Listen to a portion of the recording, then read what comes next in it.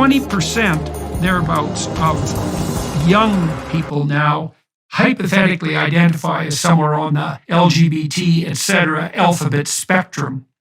And but there's no indication that their actual sexual behavior has changed.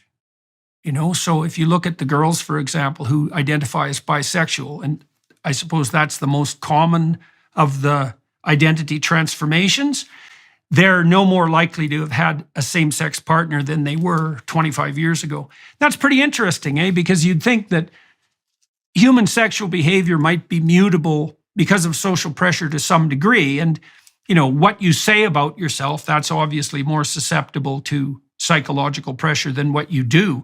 But you might expect that what you do would move a little bit, but I haven't seen any evidence at all that actual sexual practices among young people have changed, except that there's pretty compelling data to suggest that young people are actually having a lot less sex than they were, say, 20 years ago.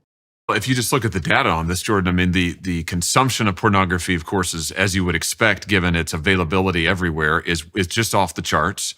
One researcher quipped, and it's absolutely true, that a young man today can see more naked women in 5 minutes than or heck, probably 90 seconds than his grandfather could in a lifetime.